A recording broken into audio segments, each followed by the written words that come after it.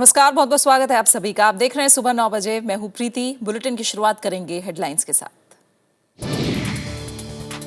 शिवसेना ने दिए महाराष्ट्र में गठबंधन में शामिल होने के संकेत। कहा अल्पमत सरकार चलाना होगा असंवैधानिक। आज हो सकता है औपचारिक ऐलान। अगले 24 से 48 घंटे के बीच तूफान नीलोफर पार करेगा गुजरात तट। भारी बारिश की चेतावनी। कपास किसान कम दामों पर फसल बेचने को मजबूर। रियल एस्टेट में निवेश बढ़ाने के लिए सरकार ने दी एफडीआई नियमों में ढील। गेहूं सहित रबी की कई फसलों के समर्थन मूल्य में भी बढ़ोतरी। श्रीलंका में भारी बारिश के बाद भूस्खलन। 100 के मरने की आशंका। 300 लोग लापता। मरने वालों में ज्यादातर भारतीय मूल के बागान मजदूर। और काले धन से जुड़ी सूचनाएं साझा करने के अंतर्राष्ट्रीय समझौते में नहीं शामिल हुआ भारत। समझौते में गोपनीयता रखना था जरूरी।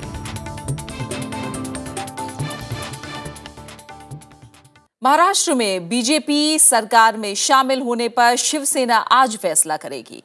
बीजेपी का कहना है कि शिवसेना से गठबंधन पर बातचीत नई सरकार बनने के बाद होगी। एनसीपी ने बीजेपी को बिना शर्त समर्थन की बात दोहराई है। शिवसेना प्रमुख उद्धव ठाकरे के घर बीती शाम शिवसेना नेताओं की बैठक हुई। बैठक में बीजेपी से गठबंधन और पार्टी की अगली रणनीति पर विस्तार से चर्चा हुई। माना जा रहा है कि उद्धव ठाकरे आज खुद पार्टी के फैसले का ऐलान करेंगे। सभी नेताओं ने अपनी अपनी बात रखी। उद्धव जी ने अपनी बात रखी है और पार्टी किस दिशा में जाएगी आने वाले दिनों में, इस पर बहुत गंभीरता से चर्चा हुई। मैं अभी इतना ही कह सकता हूं कि इंतजार की घड़ी जल्दी खत्म हो जाएगी। शिवसेना के मुख्य पत्र सामना में आज छपे संपादकीय में कहा गया है कि बीजेपी के सामने सबसे बड़ी चुनौती बहुमत साबित करना है। अखबार में अल्पमत की सरकार चलाने पर भी सवाल उठाया गया और लिखा गया कि इस तरह की सरकार बनाना और उसके माध्यम से लंबे वक्त तक सरकार चलाना संविधान विरोधी है। उधर एनसीपी ने राज्य में स्थिर सरकार के लिए बीजेपी को समर्थन की बात दोहराई है। 145 का आंकड़ा वो नहीं पहुंच पा रहे थे, तो कोई गलत तरीके से वो सरकार बनाए, कोई शिवसेना के साथ में अनडिज़ायरेबल कोई टर्म्स रहे, तो उसको रोकने के लिए हमने इतना घोषित कर दिया था कि हम सरकार को एक स्थिरता देने के लिए और एक सरकार की स्थापना के लिए बाहर से अनकंडीशनल सपोर्ट देंगे। राज्य में देवेंद्र फडणवीस की अगुवाई वाली बीजेपी सरकार के शपथ ग्रहण की तैयारियां जोरों पर हैं। देवेंद्र फडणवीस कल राज्य के मुख्यमंत्री पद की शपथ लेंगे। Bureau report, Rajya Sabha TV. Cabinet ने निर्माण और रियल एस्टेट क्षेत्र में एफडीआई नियमों में ढील देने का फैसला किया है। इससे पूंजी की कमी से जूझ रहे इन सेक्टरों को फायदा होगा। गेहूं का समर्थन मूल्य भी 50 रुपए क्विंटल बढ़ाने का फैसला लिया गया है। कैबिनेट ने रोजगार पैदा करने वाले निर्माण और रियल एस्टेट क्षेत्र के लिए कई अहम फैसले किए हैं। कैबिनेट ने मिनिमम फ्लोर एरिया को 50,000 वर्ग मीटर से घटाकर 20,000 वर्ग मीटर कर दिया है। न्यूनतम पूंजी का आकार भी $1 करोड़ से घटाकर $50 लाख कर दिया गया। दोनों ही क्षेत्रों में 2005 से 100% एफडीआई है, लेकिन इसमें कुछ बंदिशें भी थीं। इन फैसलों के बाद निर्माण और रियल एस्टेट क्षेत्र का विकास तेज हो सकेगा। पिछले 15 सालों में दोनों सेक्टरों में $23.75 बिलियन का विदेशी निवेश हुआ, जो भारत में कुल एफडीआई का 10वां हिस्सा है। आर्थिक मामलों की कैबिनेट समिति यानी सीसीईए ने रबी फसलों का समर्थन मूल्य बढ़ाने का फैसला किया। अब 1 क्विंटल गेहूं के लिए सरकार 1,450 रुपए देगी। मसूर दाल का समर्थन मूल्य भी 125 रुपए बढ़ाकर 3,075 रुपए प्रति क्विंटल कर दिया गया। वहीं चने का खरीद मूल्य 75 रुपए बढ़ाकर 3,175 रुपए प्रति क्विंटल कर दिया गया। जौ का समर्थन मूल्य भी 50 रुपए बढ़ाकर 1,150 रुपए प्रति क्विंटल कर दिया गया है। इस फैसले से इन फसलों का रकबा बढ़ाने में मदद मिलेगी। सीसीईए ने 1,000 करोड़ रुपए की लागत से ध्रुवीय रिसर्च पोत खरीदने का फैसला किया है। इससे भारत अंटार्कटिका में रिसर्च जारी रख सकेगा और शोध का दायरा भी बढ़ा सकेगा। ये पोत रिसर्च के साथ रसद पहुंचाने में भी मददगार होगा। अंटार्कटिका में भारत के 2 रिसर्च बेस मैत्री और भारती हैं। कैबिनेट ने school of planning and architecture को सेंटर ऑफ एक्सीलेंस में तब्दील करने के लिए बिल को मंजूरी भी दी। देश में ऐसे 3 स्कूल हैं। संसद से बिल पारित होने के बाद ये स्कूल छात्रों को डिग्री दे सकेंगे। Bureau report, Rajya Sabha TV. Congress ने जम्मू कश्मीर विधानसभा चुनाव के पहले चरण के लिए अपने 15 उम्मीदवारों के नामों की सूची जारी कर दी है। इसमें कूका पराय के बेटे इम्तियाज पराय समेत कई दूसरे उम्मीदवारों के नाम भी शामिल हैं। कांग्रेस ने भद्रवाह से मोहम्मद शरीफ नियाज को उम्मीदवार बनाया है, जहां से 2008 में जम्मू कश्मीर के पूर्व मुख्यमंत्री गुलाम नबी आजाद ने चुनाव लड़ा था। मौजूदा विधायक और मंत्री रिगजिन जोड़ा को एक बार फिर लेह से टिकट दिया जाएगा। पहले चरण में बारामूला की 3, श्रीनगर की 2, लद्दाख की 4 और उधमपुर की 6 सीटों समेत 15 सीटों पर मतदान होना है। सीपीएम अपने घटते जनाधार से चिंतित है। पार्टी की 4 दिनों तक चली केंद्रीय कमेटी की बैठक में पेश पोलित ब्यूरो की समीक्षा रिपोर्ट का अनुमोदन नहीं हो सका। कमेटी ने पोलित ब्यूरो को संशोधित समीक्षा रिपोर्ट तैयार करने के लिए कहा है। 1964 में गठन के बाद से सीपीएम के लिए पिछले 10 साल सबसे मुश्किल साबित हुए हैं। पार्टी अपने दोनों गढ़ों पश्चिम बंगाल और केरल में सत्ता से बाहर है। लोकसभा में भी पार्टी की अब तक की सबसे कम सीटें हैं। पार्टी पॉलिट ब्यूरो ने घटते जनाधार के मद्देनजर समीक्षा रिपोर्ट पार्टी केंद्रीय कमेटी के सामने पेश की, लेकिन पॉलिट ब्यूरो में इस पर सर्वसम्मति नहीं बन पाई। अब पॉलिट ब्यूरो एक संशोधित रिपोर्ट पेश करेगा। Who has a dissenting view can place that view in the central committee. This was made into an alternative draft according to some sections. We don't have any alternative draft. We have comrades who have their own point of view on some of the issues. Party में कमजोर होते संगठन और घटते जनाधार के कारण ढूंढने के लिए मंथन चल रहा है। पार्टी का एक तबका चाहता है कि महासचिव पिछले 10 सालों में पार्टी के बड़े फैसलों की जिम्मेदारी लें। अगले साल पार्टी कांग्रेस में इस मसले को उठाया जाएगा। We will get the party congress to provide the guidelines for holding a special conference, what we call a plenum, which will be held hopefully within a few months after the Visakhapatnam congress that we hold. अगले साल अप्रैल महीने में विशाखापत्तनम में CPM की party Congress होगी। इसमें party के नए महासचिव का भी चुनाव होगा। श्याम सुंदर, राज्यसभा टीवी। मंगलयान को मंगल की कक्षा में सफलतापूर्वक स्थापित करने के बाद इसरो अब मंगल की सतह पर उतरने की तैयारी में है। इसके लिए अगले मार्स मिशन के तहत लैंडर और रोवर भेजने की योजना बनाई जा रही है। इस बात की जानकारी इसरो उपग्रह केंद्र के निदेशक एस शिव कुमार ने दी है। उम्मीद है कि मार्स मिशन 2 2018 तक पूरा कर लिया जाएगा। बेंगलुरु में एक समारोह में शिव कुमार ने कहा कि मंगलयान सामान्य स्थिति में है और अगली जांच के लिए पूरी तरह से तैयार है। 19 और 20 अक्टूबर के बीच एक धूमकेतु इसकी राह में आ गया था, लेकिन मंगलयान को सफलतापूर्वक बचा लिया गया। नुकसान से बचने के लिए इसरो ने समय रहते मंगलयान की पोजीशन बदल ली थी। उन्होंने कहा कि मंगलयान की तरफ से भेजी गई तस्वीरों का इसरो अध्ययन करने में जुटा है, ताकि मंगल के बारे में नई जानकारियां जुटाई जा सकें।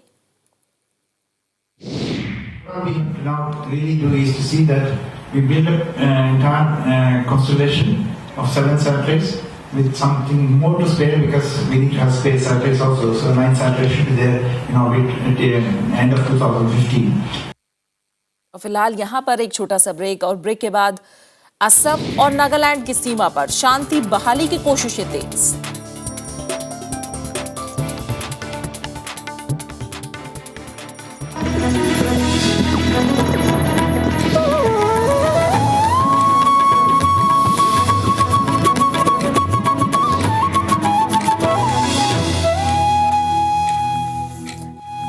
और आइए रुक करते हैं कुछ और अहम खबरों का। चक्रवाती तूफान नीलोफर की रफ्तार गुजरात तट तक पहुंचते पहुंचते धीमी पड़ जाएगी। पहले इससे भारी नुकसान की आशंका जताई गई थी। तूफान की रफ्तार कमजोर होने के बावजूद प्रशासन पूरी तरह से सतर्क है। अरब सागर में उठा चक्रवाती तूफान नीलोफर शुक्रवार रात से शनिवार सुबह के बीच गुजरात तट से टकराते समय कमजोर पड़ चुका होगा। इसके उत्तरी गुजरात को पार कर कच्छ जिले में नालिया के पास सटे पाकिस्तान तट पर टकराने की संभावना है। अब भी फिलहाल वेरी सीवियर साइक्लोनिक स्टॉर्म है। अभी वो भी अरेबियन सी में 900 किलोमीटर साउथ वेस्ट ऑफ नलिया से 900 किलोमीटर दूर में है। अभी लैंडफॉल वही हम एक्सपेक्ट कर रहे हैं कि 1 नवंबर सुबह होने का। तूफान की रफ्तार कमजोर होने के बावजूद प्रशासन सतर्क है। फिलहाल नलिया को हिट करने का जो आईएमडी का वार्निंग मिला है, फिर भी सभी जिला अधिकारियों ने ये तटीय गांव के लोगों को इवैक्यूएट करने के लिए सब आयोजन कर रखा है। हालांकि किसानों के चेहरे पर इस तूफान को लेकर अभी से मायूसी देखी जा सकती है। तूफान से होने वाले नुकसान से बचने के लिए किसान औने पौने दाम पर अपनी फसलों को बेच रहे हैं। कि गुजरात ऊपर तूफान बन रहा है और गुजरात के सौराष्ट्र के कोस्टल एरिया है, उसमें 30-31 तारीख को बारिश की संभावना है और तेज़ बारिश की और पवन की भी संभावना है। इसलिए हमारे किसान लोगों को मूंगफली बेचनी पड़ती है। हम ये केंद्र सरकार को प्रार्थना करते हैं कि अच्छा खेडूत को दाम मिले और यही हमारी कोशिश है। नौसेना ने भी तूफान से निपटने के लिए अपनी सभी तैयारियां पूरी कर ली हैं। किसी भी स्थिति से निपटने के लिए वो पूरी तरह से तैयार है। Cyclone Nilofer, which is approaching the Gujarat coast. All efforts have been made by the Western Naval Command, as well as the precautionary measures have been put in place to see that all our assets are safeguarded. चक्रवाती तूफान नीलोफर की वजह से गुजरात और सौराष्ट्र के तटीय क्षेत्रों में तेज आंधी के साथ भारी से बहुत भारी बारिश की संभावना है। तूफान की चेतावनी के बाद समुद्र में मछली पकड़ने के लिए गई बहुत सी नौकाएं पास के बंदरगाहों पर लौट आई हैं। एनडीआरएफ ने 3 और बटालियनों को गुजरात के तटीय इलाकों में राहत और बचाव कार्य के लिए सतर्क कर दिया है। Bureau report, Rajya Sabha TV. Assam और नागालैंड की सीमा पर शांति बहाल करने के लिए दोनों राज्यों के मुख्यमंत्रियों लगातार बैठकों पर जोर दिया है। कुछ समय से चल रहे तनाव को देखते हुए सुप्रीम कोर्ट ने दोनों राज्यों में आपस में बातचीत के लिए कहा था। तरुण गोगोई और टीआर जेलियांग प्रधानमंत्री से भी मिले। दिल्ली में चल रही इस महत्वपूर्ण बैठक में गृह मंत्री राजनाथ सिंह ने दोनों राज्यों के मुख्यमंत्रियों से ये पक्का करने को कहा कि जातीय विवाद में अब कोई जान ना जाए। सुप्रीम कोर्ट के आदेश के बाद बुलाई गई इस बैठक में नागालैंड ने मैत्रीपूर्ण कदम बढ़ाते हुए राज्यों की सीमा पर संयुक्त चौकसी और जटिल सीमा को स्पष्ट करने के लिए लगातार बैठकें करने का प्रस्ताव रखा। I have offered that amicable settlement is welcome and people to people talk is going on.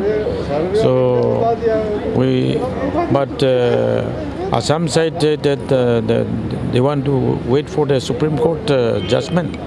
Assam के मुख्यमंत्री तरुण गोगोई ने नागालैंड के साथ सीमा विवाद पर कोर्ट के आदेश को मानने पर सहमति दी। उन्होंने बैठक में केंद्र से असम पर विशेष ध्यान देने का आग्रह करते हुए कहा कि सीमा पर तनाव और बाढ़ के बाद असम में आतंकी संगठनों ने अपनी गतिविधियां बढ़ा दी हैं। Our main case, those who are indulging all sorts of anti-national activities or terrorist activities, they should be brought to book, they should be punished, and we are taking all the vigilant also. Activities are going on, I don't deny it also. दोनों राज्यों के मुख्यमंत्रियों ने प्रधानमंत्री से भी मुलाकात कर इस मामले में हस्तक्षेप की अपील की। इसी साल अगस्त में जातीय हिंसा में असम के 20 लोग मारे गए थे और कई लोग अपने घरों को छोड़कर जाने पर मजबूर हो गए थे। इससे पहले भी दोनों राज्यों के बीच हिंसा की कई घटनाएं हुई हैं। इस साल की शुरुआत में कोर्ट ने केंद्र को राज्यों की सीमा विवाद सुलझाने का आदेश दिया था। Bureau report, Rajya Sabha TV. वित्त मंत्री अरुण जेटली ने नियंत्रक और महालेखा परीक्षक या सीएजी को अपनी रिपोर्ट में सनसनी से बचने की सलाह दी है। सीएजी के सालाना सम्मेलन में वित्त मंत्री ने कहा कि सरकार के ऑडिटर को ध्यान में रखना चाहिए कि वो किसी फैसले की समीक्षा कर रहा है। उन्होंने कहा कि ऑडिटर को गलत फैसले और भ्रष्टाचार के बीच अंतर करने की योग्यता होनी चाहिए। उधर विपक्षी दलों ने वित्त मंत्री के बयान पर सवाल उठाया है। He must be conscious of the fact that he is reviewing a decision which has already been taken. Have the fair procedures been followed? He doesn't have to sensationalize. He doesn't have to get into the headlines. He has to scrutinize thoroughly the decision-making process.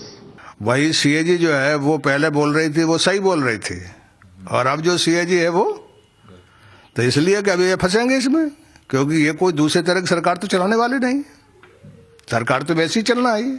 और एकमात्र संवैधानिक संस्था ठीक कहा जा रहा है लोगों के द्वारा कि अब सीएजी है, उस सीएजी की ही गर्दन मरोड़ने की तैयारी है। वह आज सीएजी को एचएमवी का रिकॉर्ड बनाना चाहते हैं, अर्थात हिज मास्टर्स वॉइस। ये जनाबे शेख का फलसफा है अजीब सारे जहान से, जो यहाँ पियो तो हराम है, जो वहाँ पियो तो हलाल है। हमारी सरकार में हराम था और आपकी सरकार में हलाल है। काले धन से जुड़ी जानकारियों की गोपनीयता बनाए रखने के लिए जर्मनी में हुई बैठक में भारत शामिल नहीं हुआ। आर्थिक सहयोग और विकास संगठन यानी OECD की बर्लिन में हुई बैठक में 51 देशों ने गोपनीयता बनाए रखने पर समझौता किया। भारत ने बैठक में शामिल नहीं होने की कोई वजह नहीं बताई।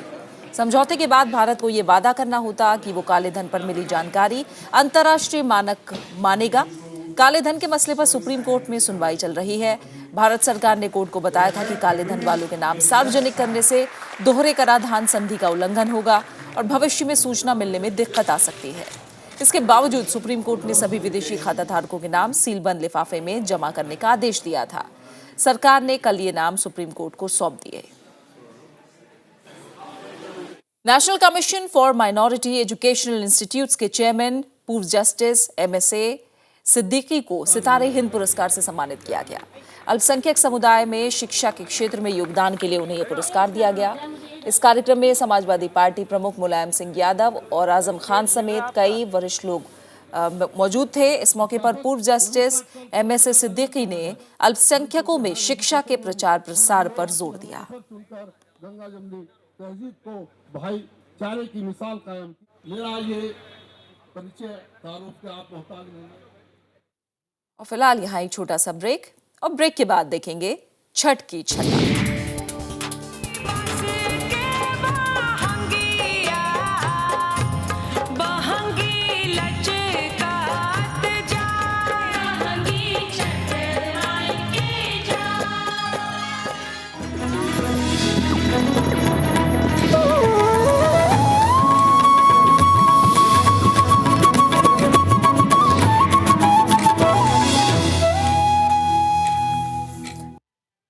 और अब बात कुछ अहम अंतर्राष्ट्रीय खबरों की। श्रीलंका में हुए भूस्खलन से भारी तबाही हुई है। 10 लोगों के शव बरामद कर लिए गए हैं, जबकि अब भी करीब 300 लोग लापता हैं। राष्ट्रपति महिंदा राजपक्षे ने राहत और बचाव काम तेज करने के लिए कहा है। इस बीच भारत ने भी मदद की पेशकश की है। भारी बारिश के बाद हुए भूस्खलन ने मध्य श्रीलंका के बदुला जिले में करीब 140 घरों को चपेट में ले लिया। राजधानी कोलंबो से 190 किलोमीटर दूर हल्दमुल्ला इलाके में हुए इस हादसे में कम से कम 100 लोगों के मारे जाने की आशंका है, जबकि 300 से ज्यादा लोग अब भी लापता हैं। इलाके में रहने वाले भारतीय मूल के बागान मजदूर इसका शिकार हुए हैं। करीब 10 शव बरामद कर लिए गए हैं। खराब मौसम से भी राहत और बचाव कार्य में बाधा आ रही है। श्रीलंका सेना बचाव अभियान में लगी है। इस बीच भारत ने भी मदद की पेशकश की है। श्रीलंका के ज्यादातर हिस्सों में पिछले कुछ हफ्तों से भारी बारिश हो रही है। आपदा प्रबंधन केंद्र ने भूस्खलन और चट्टानों के खिसकने की चेतावनी जारी की थी। Bureau report, Rajya Sabha TV. Iraq में IS आतंकवादियों और सेना के बीच लड़ाई तेज हो गई है। इराकी सुरक्षा बलों ने बगदाद के पास से आतंकवादियों को खदेड़ दिया है। उधर अमेरिकी सेनाओं का रक्का शहर पर हमला जारी है। इराकी सेना ने बगदाद के दक्षिण में जफर अल सखर इलाके पर फिर कब्जा कर लिया है। IS आतंकवादियों से कई दिनों तक लोहा लेने के बाद सेना को ये सफलता मिली। इस अभियान का मकसद आतंकवादियों को राजधानी बगदाद की तरफ बढ़ने से रोकना था। المعركة بدأت قبل أسبوع، المعركة من منطقة صنيديج وحتى واليوم البارحة دخلنا جفر صخر إن شاء الله، أي وحققنا انتصار في جفر صخر والفاضلية والفارسية، وكانت الناحية في مقاومة يعني قوية من قبل داعش الإرهابي। उधर IS की राजधानी रक्का में अमेरिका की अगुवाई वाले गठबंधन के हवाई हमले जारी हैं। अमेरिकी विमानों ने मंगलवार और बुधवार को IS आतंकवादियों पर इराक और सीरिया में 14 बार हमले किए। उधर सीरियाई शहर कोबानी में इराकी पेशमार्गा लड़ाके पहुंचने लगे हैं। तुर्की में कुर्दों ने कल इस काफिले का जोरदार स्वागत किया। तुर्की की सीमा पर बसे कोबानी शहर में IS आतंकवादियों का कब्जा है। अमेरिकी हवाई हमलों के बावजूद शहर को आतंकवादियों के कब्जे से नहीं छुड़ाया जा सका। वहीं कल कतर के अमीर शेख तमीम बिन हमद अल थानी ने ब्रिटेन के प्रधानमंत्री डेविड कैमरन से मुलाकात की। ये मुलाकात ऐसे वक्त हुई जब कतर पर आरोप लग रहा है कि वो IS आतंकवादियों की मदद कर रहा है। Bureau report, Rajya Sabha TV. मिस्र ने गाजा पट्टी से लगने वाली अपनी सीमा पर बफर जोन बनाने के इरादे से वहां पहले से बने घरों को तोड़ना शुरू कर दिया है। 500 मीटर वाले इस बफर जोन का मकसद हथियारों की तस्करी रोकना है। प्रस्तावित बफर जोन 13 किलोमीटर के दायरे में होगा। बफर जोन में पानी से भरी खाइयां भी होंगी ताकि कोई सुरंग भी ना बना सके। फिलिस्तीनी क्षेत्र की अर्थव्यवस्था के लिए इन सुरंगों का खासा महत्व है। इजराइल और मिस्र ने 2007 से ही फिलिस्तीनी क्षेत्र की नाकाबंदी कर रखी है।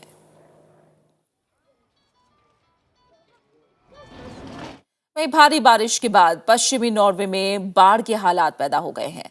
पश्चिमी नॉर्वे के कई गांवों में बाढ़ की वजह से लोगों को सुरक्षित स्थानों पर पनाह लेनी पड़ी है। बाढ़ की वजह से आम जनजीवन बुरी तरह से अस्त व्यस्त है। सड़कों पर पानी जमा होने से यातायात व्यवस्था चरमरा गई है।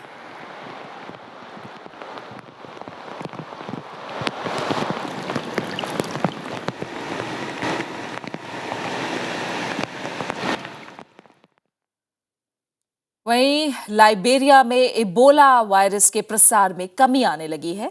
WHO के अधिकारी ब्रूस एलिलवर्ड ने ये बात कही है। उन्होंने भरोसा जताया कि लाइबेरिया में इबोला पर काबू पाने में कामयाबी मिल रही है। हालांकि WHO ने चेतावनी भी दी है कि इबोला का संकट अभी खत्म नहीं हुआ है। लाइबेरिया पश्चिम अफ्रीका में इबोला से सबसे ज्यादा पीड़ित देश है।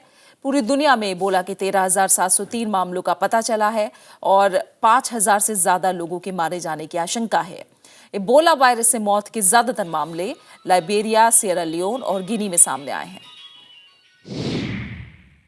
The data from all of those seem to align that there are less Ebola burials right now.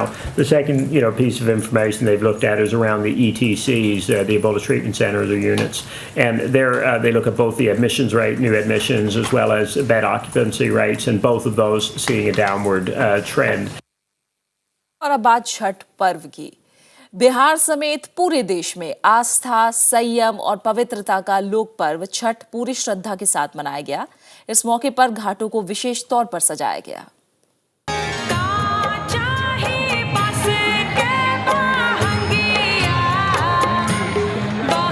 उगते सूर्य को अर्घ्य के साथ ही लोक आस्था का महापर्व छठ संपन्न हो गया। इस मौके पर न सिर्फ बिहार और पूर्वांचल में बल्कि पूरे देश में छठ की छटा दिखी। पटना में घाटों पर व्रतियों और श्रद्धालुओं की भीड़ आस्था, भक्ति और उल्लास का विंघम दृश्य प्रस्तुत कर रही थी।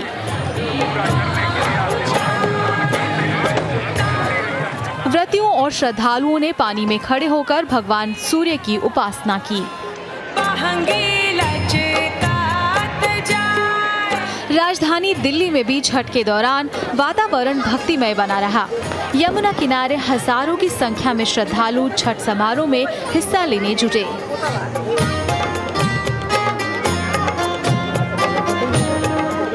सूर्य उपासना का पर्व छठ पूजा मुंबई में खासे उल्लास से मनाया गया। जुहू बीच पर क्या भोजपुरी, क्या मराठी, सभी इस पूजा पाठ में पूरी तरह से रमे नजर आए।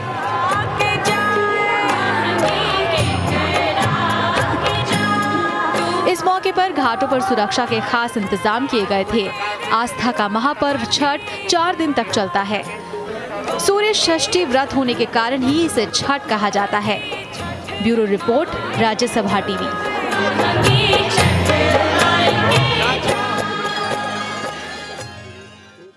हिंदी फिल्मों के महान अभिनेता, निर्माता और निर्देशक वी शांताराम की आज पुण्यतिथि है। वो अपने जमाने के सबसे प्रगतिशील निर्माताओं में से एक थे। उन्होंने दो आंखें भरा हाथ जैसी फिल्म में अभिनय किया, जिसे गोल्डन ग्लोब अवार्ड के लिए नॉमिनेट किया गया था। उनकी कुछ प्रमुख फिल्में थी नवरंग, झनक झनक पायल बाजे, गीत गाया पत्थरों ने, जल बिन मछली, नृत्य बिन मछली। संगीत और नृत्य उनकी फिल्मों का प्रमुख हिस्सा हुआ करते थे। उन्होंने कथक के महान कलाकार गोपी कृष्ण और जितेंद्र को पहली बार फिल्मी पर्दे पर उतारा। आइए देखते हैं उनकी फिल्मों के कुछ यादगार गीत। आधा है चंद्रमा रात आधी, आधा है चंद्रमा रात आधी, रह न जाए तेरी मेरी बात आधी, मुलाकात आधी। अटक अटक झटपट पन घट पर चटक मटक एक नार नवेली, गोरी गोरी ग्वालन की छोरी चली चोरी चोरी मुख मोरी मोरी मुस्काए अलबेली। कंकरी गली में मारी कंकरी कन्हैया ने पकड़ी बाह और की अटखेली, भरी पिचकारी मारी सरा। मालिक तेरे बंदे हम, ऐसे हो हमारे करम, नीति पर चले और बदी से चले, ताकि हंसते हुए निकले दम। है मालिक तेरे बंदे हम। और इसी के साथ फिलहाल इस बुलेटिन में इतना ही। आखिर में एक नजर हेडलाइंस में। शिवसेना ने दिए महाराष्ट्र में गठबंधन में शामिल होने के संकेत, कहा अल्पमत सरकार चलाना होगा असंवैधानिक, आज हो सकता है औपचारिक ऐलान।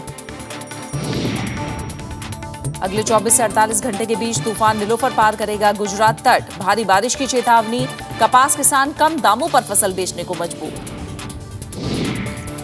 रियल एस्टेट में निवेश बढ़ाने के लिए सरकार ने दी एफडीआई नियमों में ढील, गेहूं सहित रबी की कई फसलों के समर्थन मूल्य में भी बढ़ोतरी। श्रीलंका में भारी बारिश के बाद भूस्खलन, 100 के मरने की आशंका, 300 लोग लापता, मरने वालों में ज्यादातर भारतीय मूल के बागान मजदूर।